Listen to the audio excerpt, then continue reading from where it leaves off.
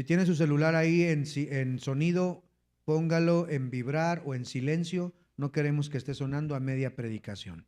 En segundo lugar, amárrese su vejiga. No salga al baño durante la predicación. No lo haga.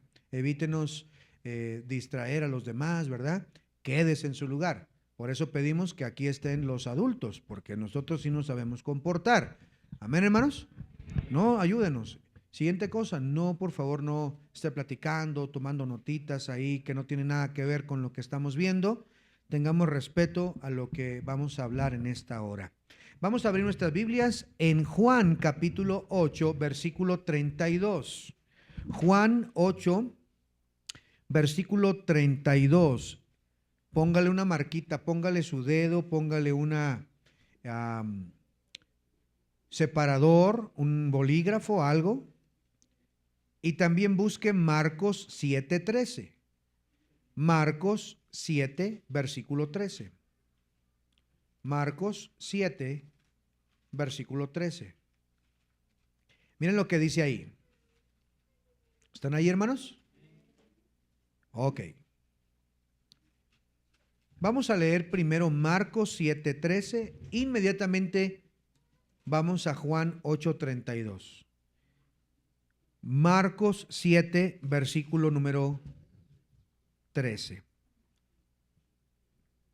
Dice así la Biblia: invalidando la palabra de Dios con vuestra tradición que habéis transmitido, y muchas cosas hacéis semejantes a estas. Dice aquí la Biblia: invalidando la palabra de Dios con vuestra tradición que habéis transmitido, y muchas cosas semejantes hacéis. Vaya por favor a Juan capítulo 8, versículo 32, y dice la Biblia: y conoceréis la verdad, y la verdad os hará libres.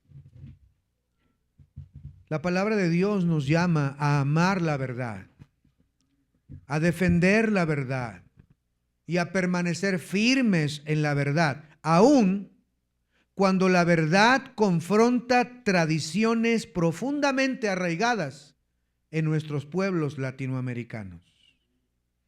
El propósito de esta predicación, de esta enseñanza, no es atacar directamente a una persona, pero sí desenmascarar las doctrinas antibíblicas que por generaciones se nos han enseñado en nuestras casas. Enseñanzas que no se sostienen con la Escritura, la palabra de Dios, y que en muchos casos son una blasfemia a la palabra de Dios. El Señor Jesucristo, en el pasaje que acabamos de leer, fue muy claro con aquellas tradiciones de los hombres, de los escribas y fariseos. Él no suavizó el mensaje cuando Él va y confronta y les dice: ustedes han invalidado la palabra de Dios con sus tradiciones, honrando a las tradiciones de los ancianos antes que la palabra de Dios. El apóstol Pablo en Gálatas 1, no vaya allá, nos dice, nos advierte, nos exhorta a no seguir un evangelio diferente. Por eso es que queremos predicar acerca de mandamientos de hombres. Mandamientos de hombres. Vamos a ver a través de la palabra de Dios si lo que nos enseñaron nuestros padres y abuelos como una tradición mayormente católica corresponde a lo que la Biblia dice. Y algunos de ustedes, hermanos, harían bien en prestar atención, porque algunos tienen poco de ser cristianos y quizá haya dudas en la mente y todavía practiquen cosas que en su mente crean correctas, porque es parte de la tradición, es parte de la cultura, es parte de Cañari, es parte de Quichua, es parte de lo que me enseñaron. Pero ¿eso agrada a Dios? ¿Es mandamiento de Dios o mandamiento de hombre? Vamos a verlo en este breve tiempo. Oremos a Dios. Bendito Padre, yo te ruego, Señor, que me llenes de tu poder para predicar este mensaje, Señor. Que sea tu Espíritu Santo el que convence los corazones y nos habla a cada uno de nosotros. Que tu palabra sea glorificada y honrada, que sea predicada con fidelidad, Dame de tu poder y dame de tus palabras, Señor, para poder hablar de acuerdo a la verdad de tu palabra. Señor, háblanos. Bendice este breve tiempo en el nombre de Jesús. Amén. ¿Quién tiene la autoridad? ¿La Biblia o la tradición? Porque la palabra de Dios, hermanos, nos enseña que la misma Biblia es inspirada por Dios, útil para enseñar. Vaya por favor a Segunda de Timoteo rápidamente. Segunda de Timoteo capítulo número 3, el versículo número 16. Segunda de Timoteo 3, 16. Toda la escritura es inspirada por Dios y útil para enseñar, para redarguir, para corregir, para instruir en justicia, a fin de que el hombre de Dios sea perfecto, enteramente preparado para toda buena obra. La escritura es inspirada por Dios, no la tradición. No es lo que un hombre diga, lo que un hombre imponga. Es la palabra de Dios donde debemos basar lo que creemos, lo que practicamos. La palabra de Dios dice en el Salmo 19, la ley de Jehová es perfecta, que convierte el alma. Y mire lo que dice Apocalipsis capítulo 22. Aquí hay una advertencia de parte de Dios. Apocalipsis 22, versículo 18. Apocalipsis 22, versículo 18, dice lo siguiente. Yo testifico a todo aquel que oye las palabras de la profecía de este libro. Si alguno añadiere a estas cosas, Dios traerá sobre él las plagas que están escritas en este libro. Y si alguno quitare de las palabras de esta profecía, Dios quitará su parte del libro de la vida y de la santa ciudad y de las cosas que están escritas en este libro. Dios dice claramente, Él prohíbe categóricamente, si alguno añade a la palabra de Dios, Dios va a traer un juicio. No podemos añadir a la palabra de Dios. No podemos quitarle a la palabra de Dios. Mira, hay muchas sectas, iglesias que han sumado a sus creencias alguna doctrina, algún escrito, algún libro, algún dogma, algún magisterio que lo equiparan a la palabra de Dios. Y esto es lo primero que hace la Iglesia Católica. La Iglesia Católica sostiene que la autoridad proviene es tripartita: la Biblia más la tradición más el magisterio. La Biblia, en cambio, dice que la palabra de Dios es suficiente. La palabra de Dios es entera, perfecta. No necesitamos seguir tradiciones, no necesitamos la autoridad de un hombre para que nos diga lo que debemos hacer. La revelación escrita es final, es nuestra norma de regla de fe y de práctica. Jesús condenó las tradiciones de los hombres. Mire lo que dice en Marcos capítulo 7. Marcos capítulo, y ahorita vamos a ver cuáles son esas tradiciones. Vamos a ver cuáles son esas que nos enseñaron nuestros abuelos y que algunos todavía quisiéramos practicar. Marcos capítulo 7, versículo número 7 en adelante. Marcos 7, 7. Dice la Biblia: pues en vano me honran, enseñando como doctrinas. Note esto: ¿mandamiento de quién? Mandamiento de hombres. Sigue diciendo: porque dejando el mandamiento de Dios, os aferráis a la tradición de los hombres. Y esto que condenó Jesús todavía sigue en nuestros días, hermanos. Gente se aferra a las tradiciones de los hombres y dejan de un lado lo que Dios dice en su palabra. Sigue diciendo: los lavamientos de los jarros, de los vasos, de beber, y hacéis otras muchas cosas semejantes. Les decía también: bien invalidáis el mandamiento de Dios para guardar vuestra tradición. Vea lo que dice versículo 13. invalidando la palabra de Dios con vuestra tradición que habéis transmitido, y muchas cosas hacéis semejantes a estas. Jesús condenó. En el mismo tiempo que Jesús existió y enseñaba y predicaba, los fariseos y escribas habían tenido mandamientos de hombres, habían puesto reglas, habían puesto normas que no decía la Biblia, y las habían elevado de tal manera que ahora eran como si fuera parte de la Biblia, parte de la ley, y Jesús lo condenó. Ustedes están invalidando la palabra de Dios por vuestra tradición. Ustedes quebrantan el mandamiento de Dios por guardar sus tradiciones. Y Dios, hermanos, sigue condenando esto. Donde la tradición habla más fuerte que la escritura, es porque la apostasía ha llegado a ese lugar. No es la tradición, es la palabra de Dios. Cada creyente tiene que estar convencido en su mente y en su corazón que lo que creemos, lo que hacemos, no es por las tradiciones, es por lo que dice la palabra de Dios. En muchas ocasiones las tradiciones contradicen lo que la Biblia dice.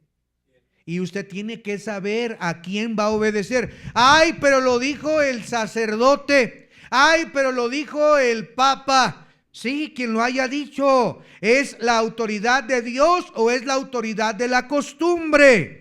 ¿Cuáles son algunas de esas tradiciones que nos han enseñado, que nos han inculcado a través de los siglos en nuestras regiones latinoamericanas, sobre todo acerca de tradiciones de hombres? Mire la primera de ellas: los santos, las imágenes, la veneración. ¿Será acaso la veneración supuesta permitida por la Biblia? Mire, muchas veces he hablado con católicos acerca de este tema y ellos dicen, excusándose: no, nosotros no adoramos, adoramos a Dios, pero veneramos a San Judas. Pero veneramos, no es lo mismo, no es lo mismo. Mire lo que dice la palabra de Dios, Éxodo capítulo 20, versículo número 4. Mandamiento de hombres, vamos a la nube, vamos ¿cómo sí? Nube, ¿no?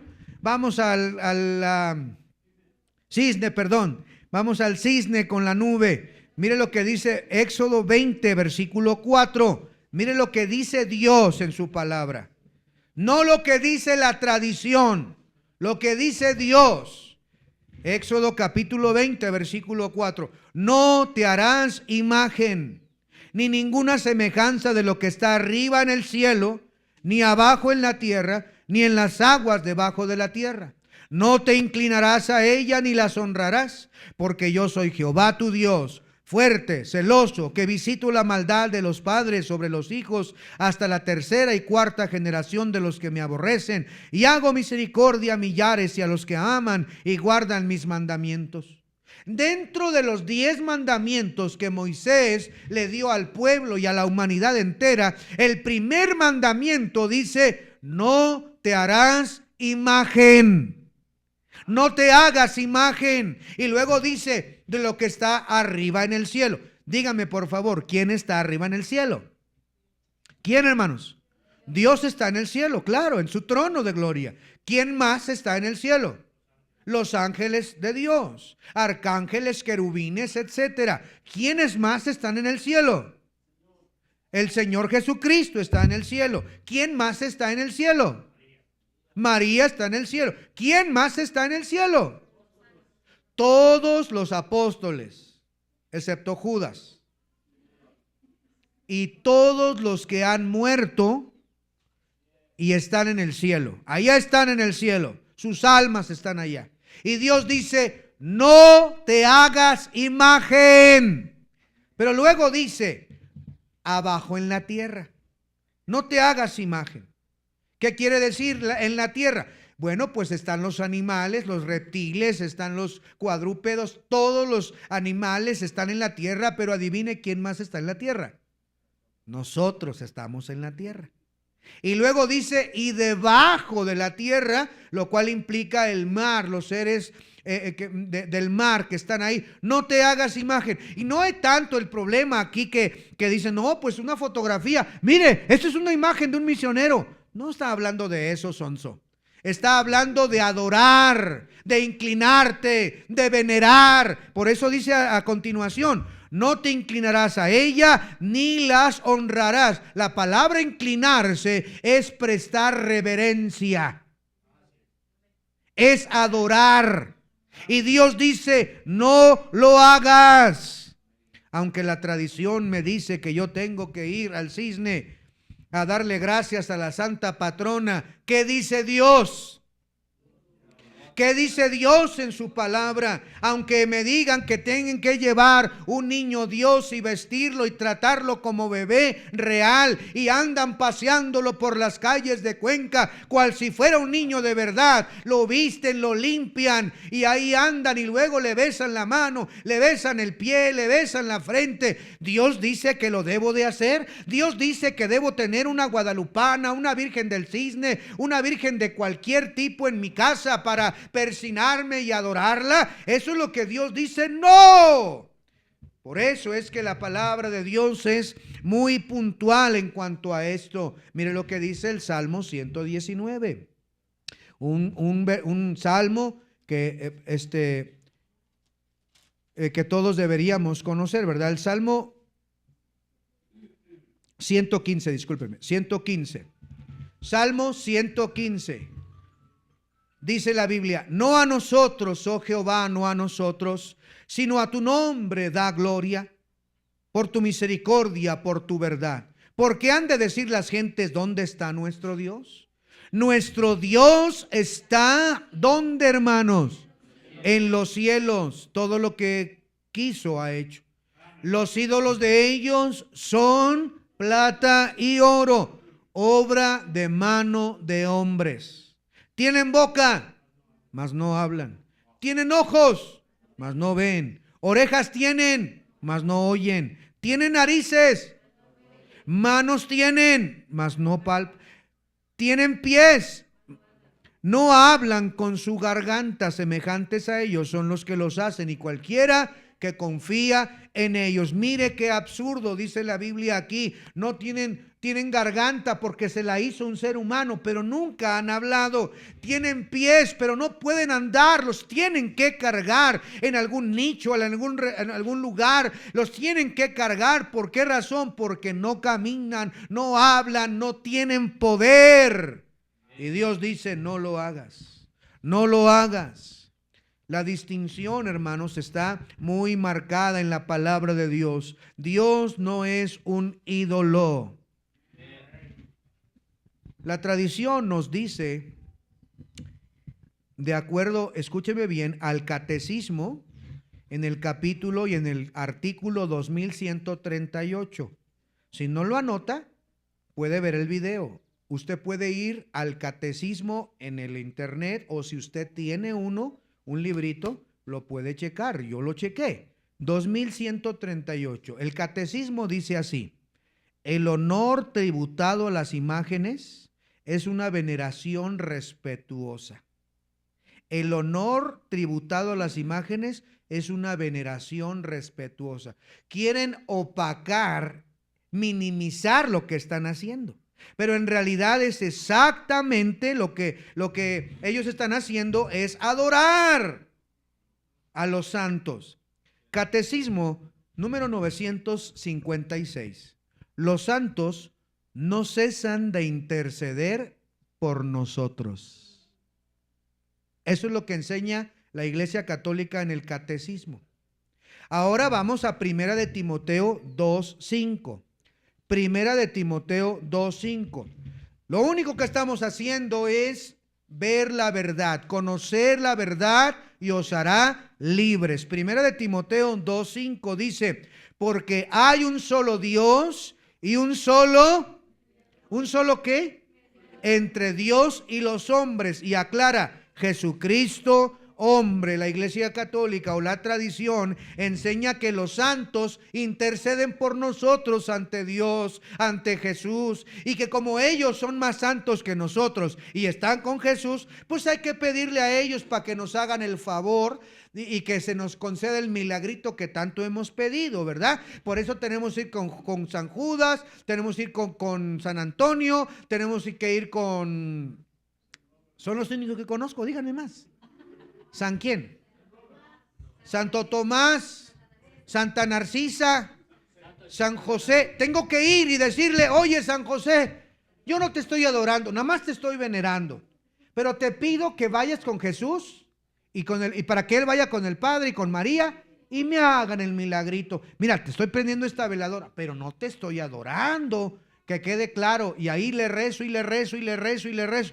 Cuando Dios dice, hay un solo mediador entre Dios y los hombres, y es Jesucristo hombre. Cristo es el único intercesor. Cristo es el único y sabio Dios. Cristo intercede por nosotros. Es más, la Biblia prohíbe consultar a los muertos. Y todos los apóstoles y personas que existieron son muertos. ¿O no son muertos? ¿Sí o no son? Son muertos.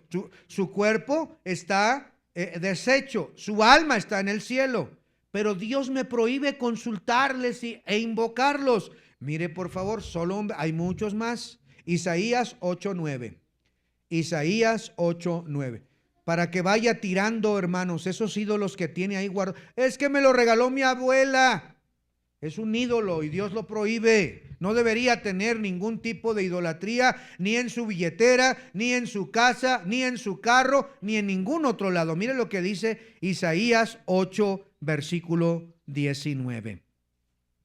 Isaías 8:19. Y si os dijeren, preguntar a los encantadores y a los adivinos que susurran hablando, responded, ¿no consultará el pueblo a su Dios? ¿Consultará a los muertos por los vivos? Y luego tiene que terminar diciendo el Señor, a la ley y al testimonio. Si no os dijeren conforme a esto, es porque no les ha amanecido.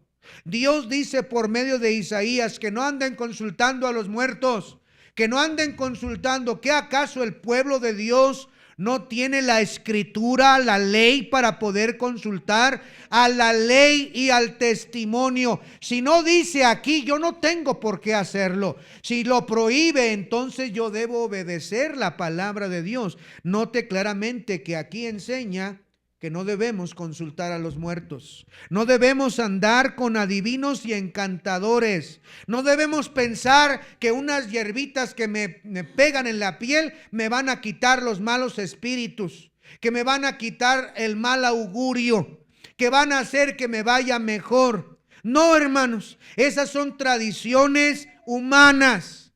Hay un poderoso Salvador que está conmigo, un Espíritu Santo que me guía, me fortalezca. Yo no necesito que anden con hierbas pegándome en la espalda, en la cara, limpiándome con huevos porque supuestamente hay espíritus que me están persiguiendo. No, eso es tradición de hombres. Yo entiendo, hermanos, y no intento atacar su cultura. También en México hay limpiadores, chamanes. Hay personas que se dedican a hacer limpias y están allá en la donde venden madera, no me acuerdo cómo se llama, por la 9 de octubre. No. Rotary. Ahí andan las señoras afuera de Rotary, en el Mercado 9, en la feria, queriendo limpiarme los malos espíritus. Yo sé que es parte de la tradición, pero eso no va de acuerdo a la palabra de Dios.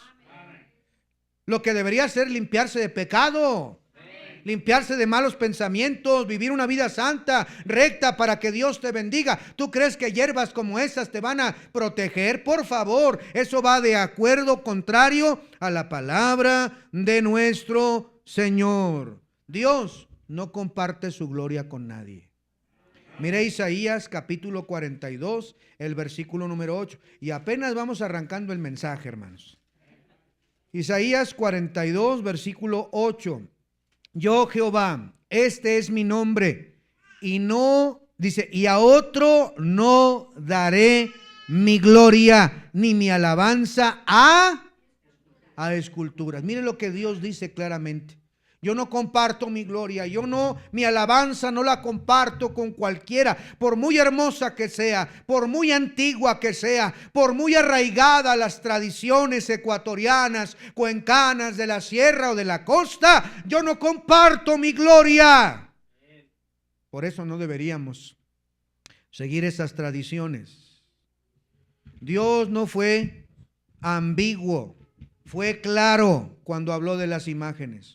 No te harás imagen. No dejó margen a la cultura. Es que si tu cultura te lo permite o te lo dice, Dios fue claro. No te harás imagen. No te harás imagen. Mire otra tradición. Esto fue en cuanto a los santos y a los ídolos. Pero mire otra tradición que nos han enseñado y que debemos decidir si hacemos caso a la tradición de los hombres o a la palabra de Dios. En cuanto a María, ¿qué habla la Biblia acerca de María? La Biblia honra a María. La Biblia le da un lugar especial a María como la madre de la naturaleza humana de Jesús. Una mujer que Dios llenó de su Espíritu Santo. Una mujer que acompañó al Señor, al Salvador, desde la concepción hasta la cruz. Ahí estuvo María. María fue fiel seguidora. Estuvo en las primeras etapas de la iglesia. Ahí estuvo María. Una mujer digna de ser imitada. Pero, ¿qué nos dice la tradición? Bueno, en el catecismo, en el número 491, dice las siguientes palabras. María fue preservada inmune de toda mancha de pecado original. En otras palabras, María inmaculada. ¿Qué quiere decir eso? La tradición nos enseña que María nunca pecó, que ella es perfecta al igual que Jesús. Pero ¿qué dice la palabra de Dios? Vamos por favor a nuestras Biblias y veamos lo que dice ahí en Lucas 1:47. Lucas 1:47. Conoceréis la verdad y la verdad os hará libres. Lucas 1:47 dice la palabra de Dios ahí. Desde el 46 dice: entonces María dijo: engrandece mi alma al Señor. Mi espíritu se regocija en Dios. ¿Mi qué? ¿Mi qué, hermanos? Mi Salvador. María está reconociendo que ella tenía un Salvador. ¿Y quién era ese Salvador? Por supuesto que era Jesús, a quien iba a llevar en su vientre. ¿Quién necesita Salvador? Sino alguien que ha pecado. Mire Romanos capítulo 3, versículo 23. Romanos 3, versículo 23. Dice la Biblia ahí: por cuanto todos pecaron y están destituidos de la gloria de Dios. ¿Por cuanto quién? Todos. ¿Eso incluiría a María? Claro que sí. María, una mujer digna de respetarse, digna de ser imitada por todos aquí, por su increíble fe, por seguir fiel al Salvador hasta el final de sus días. Pero de eso a que nunca haya pecado según la tradición es una mentira claramente. María necesitaba un Salvador. María necesitaba que alguien viniera a salvarla, al igual que todos nosotros. María, queridos hermanos, fue pecadora igual que todos. Este dogma fue proclamado en 1854, 19 siglos después de que los apóstoles murieron, que María fue bendecida y que fue sin pecado. Pero ¿qué nos enseña la palabra de Dios? Nos enseña claramente que todos hemos pecado, que todos tenemos una naturaleza pecaminosa, hermanos. Miren el Salmo 51, versículo 5. Salmo 51, versículo número 5. Qué importante es conocer la palabra de Dios, hermanos, para no seguir con las mismas prácticas que nuestros ancestros tienen. Salmo 51, versículo 5 dice: he aquí en maldad he sido formado y en pecado me concibió mi madre. Lo que está diciendo aquí el rey David no es que nació con pecado, sino en pecado, y que él tenía la naturaleza pecaminosa. No hay un ser humano que haya nacido de padre y madre que no haya pecado. Todos los seres humanos han pecado, con excepción, por supuesto, de nuestro Señor Jesucristo. Él es el único que no ha pecado. Ahora, vamos a ver lo que la Biblia dice. No solamente la tradición nos dice que María es inmaculada o sin pecado, pero hay otra tradición, otra enseñanza, que es María siempre virgen. El catecismo, en el número 499, dice de la siguiente manera: la virginidad real y perpetua de María. María permaneció virgen todo el tiempo. ¿Eso es lo que la Biblia enseña? Vamos a verlo. Mateo capítulo 1, el versículo 25. La tradición nos enseña que María siempre virgen, que siempre permaneció virgen, pero mire lo que la Biblia dice en Mateo 1, 25. Bueno, desde el 24 dice ahí: y despertando José del sueño, hizo como el ángel del Señor le había mandado, y recibió a su mujer, pero no la conoció hasta que dio a luz a su hijo primogénito y le puso por nombre Jesús. No hay que ser un teólogo, no hay que ser un experto en gramáticas ni nada para entender lo que dice aquí. Dice que recibió a su mujer. Ella estaba desposada, comprometida, pero luego dice, pero no la conoció hasta que dio a luz a su hijo primogénito. ¿Qué quiere decir conoció? No quiere decir que se le quedó viendo así. Ay, qué guapa estás. Qué hermosa mujer me conseguí.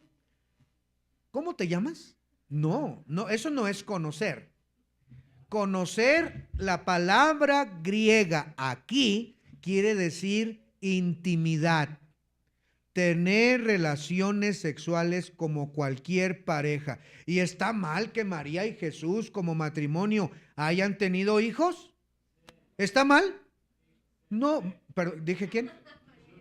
María y José, perdón. María y José, su esposo, tuvieran más hijos aparte de que el que tuvo María. ¿Estuvo mal?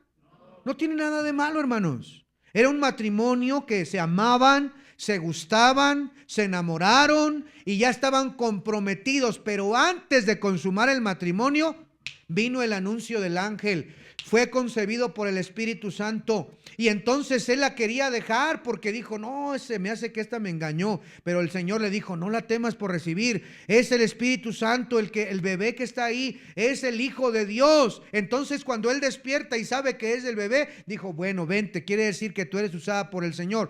Pero una vez que Jesús nació, ahora sí agárrate, chiquita, porque para eso me casé contigo. No nada más para ver tu chula cara, no nada más para ver tu sonrisa reluciente, claro que no, sino para deleitarme. Y eso es correcto bíblicamente. Ellos tuvieron más hijos. Mire lo que dice, por favor, en Mateo capítulo 13. Mateo capítulo número 13. Mateo 13, el versículo número 55. 13:55. Dice, aconteció que cuando terminó Jesús estas palabras, se fue de ahí. Quiero ponerle en contexto. Jesús estuvo recorriendo varias ciudades. Jesús nació en Belén. Después tuvo que ser llevado a Egipto. Luego querían regresar a Belén, pero vieron que todavía era peligroso y se fueron a Nazaret. Así que Jesús llegó siendo un infante pequeño a Nazaret. Y ahí creció en Nazaret de Galilea. Como un niño normal, tuvo vecinos. ¿Sí o no? Tuvo amigos, tuvo conocidos. El que vendía esto, el que vendía palomas, el que vendía huevo, etcétera. Una comunidad normal. Vieron al niño crecer. Después, cuando Jesús comienza su ministerio, en una etapa, él regresa a su comunidad. Regresa a Nazaret. Y él empieza a hacer grandes milagros y maravillosas obras. Y la gente que lo vio crecer, la gente que lo conocía, mire lo que dijo, versículo número 53, Mateo 13, 53. Aconteció que cuando terminó Jesús estas parábolas, se fue de ahí. Y venido a su tierra, les enseñaba en la sinagoga de ellos, de tal manera que se maravillaban y decían: ¿de dónde tiene esta sabiduría y estos milagros? ¿No es este el hijo del carpintero? ¿No se llama su madre María y sus hermanos Jacobo, José, Simón y Judas? 56. ¿No están todas sus hermanas con nosotros? ¿De dónde pues tiene todas estas cosas? Y se escandalizaban de él, pero Jesús les decía: no hay profeta sin honra, sino en su propia tierra y en su casa, y no hizo muchos milagros a causa de la incredulidad de ellos. Yo no sé si usted es un teólogo experto en la ley, pero no tiene que serlo para darse cuenta que Jesús tuvo medios hermanos. ¿Sí vienen sus nombres ahí o no? ¿Cómo se llamaban? Dice, su hermano mayor se llamaba Jacobo, o sea, el segundo. José, Simón, por lo menos nos da 4 nombres de los hermanos o medios hermanos de Jesús. ¿Cómo nacieron? Si María permaneció siempre virgen, ¿cómo nacieron estos 4 amigos? ¿Cómo? Por la garganta. ¿Por dónde, hermanos? La cigüeña los trajo, exactamente. En las nubes se fabricaron y llegó la cigüeña envuelto en pañales. No, hermanos. Veamos el versículo número 56. No están, la palabra todas, habla no de 2 ni de 3. Habla de varias. Si fueran 2 diría no están sus o su hermana, pero cuando menos habla de 3 o más. Todas sus hermanas. Quiere decir que las hermanas de Jesús ya hasta se habían casado. Muy probablemente había sobrinos o medio sobrinos de Jesús por estas mujeres. La Biblia no nos dice los nombres de sus hermanas, pero sí de sus hermanos. Y de sus hermanos llegan a ser después discípulos de Cristo. Gloria a Dios por ello. Pero queridos hermanos, lo que quiero que vean, lo que estamos viendo es la enseñanza de la tradición que nos dice que María fue primero pecadora, ya vimos que no. Ahora nos dice que siempre virgen, pero ahora hemos visto que José la conoció después que nació Jesús. Y de conocerla, pues obviamente nacieron chiquillos, nacieron guaguas, nacieron niñitos, bebés. Ahí están los bebecitos que nacieron. Jesús tuvo ñaños. Cuando Jesús creció, iba creciendo, de repente María tuvo al primero, a Jacobo, y luego a Judas y a Simón y a sus hermanas y todo lo demás. Tuvo ñañitos también. ¿Tiene algo de malo eso? No, pero se nos ha enseñado que María permaneció siempre virgen. La María, Inmaculada Concepción de María, y que ella fue siempre virgen, es una tradición que contradice la palabra de Dios. Hablando de María, también se nos dice que ella es intercesora.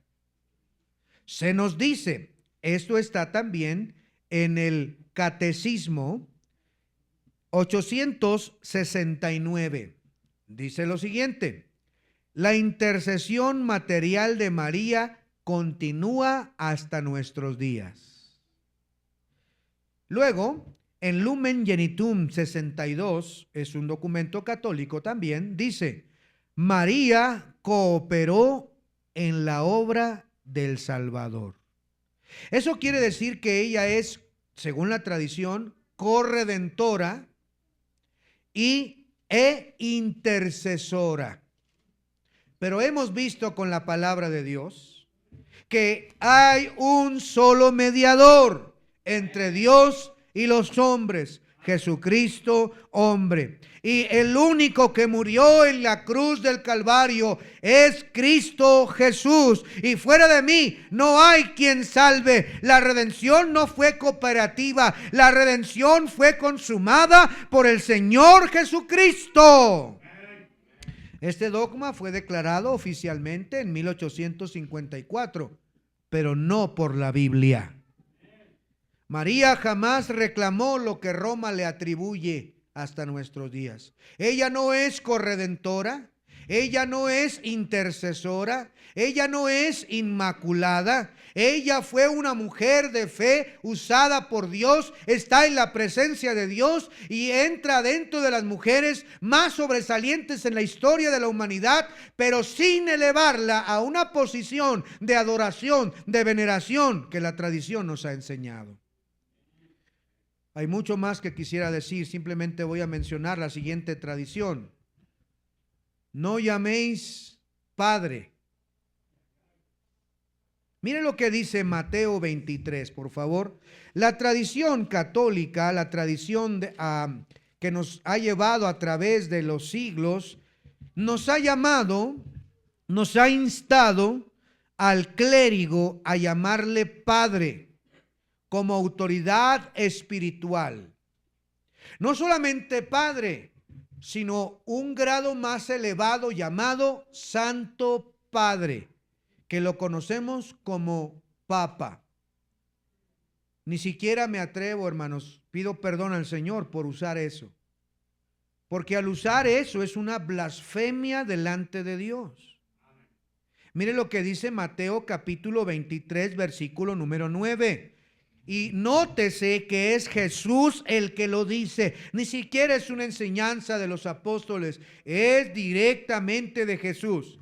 Dice lo siguiente: no llaméis Padre vuestro a nadie en la tierra. ¿Sí están ahí, hermanos, o no? Porque uno es vuestro Padre, el que está en los cielos. ¿A quién debemos llamar Padre, dice la Biblia? A nadie en la tierra. Hay un Padre, sí, pero está en los cielos. El título que se utiliza hoy en día como parte de la cultura, de la tradición, es llamarle a un sacerdote católico Padre, Padrecito. Y lo que estamos haciendo es utilizar el nombre que solo le corresponde a Dios en un título humano.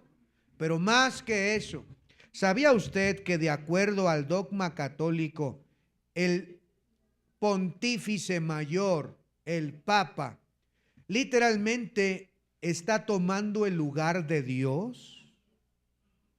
Ellos mismos declaran el vicarius de Cristo, el sustituto de Cristo. Es como si Dios estuviera entre nosotros.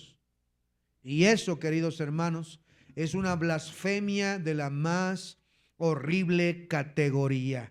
Oh, queridos hermanos, hay mucho más que decir. ¿Qué decir de las fiestas paganas? ¿Qué decir de participar de esas comidas, de esos bailes, de esos cohetes, donde simplemente están mezclando los ancestros, las vestimentas típicas con el catolicismo, y después dan comida, después se embriagan y después hacen todo tipo de prácticas paganas? Dios lo prohíbe. Ningún cristiano que realmente quiere seguir la palabra de Dios debería participar en ninguna de esas fiestas. La verdadera libertad viene al conocer la palabra de Dios. No podemos edificar nuestras vidas en tradiciones y prácticas humanas, sino en la palabra de Dios.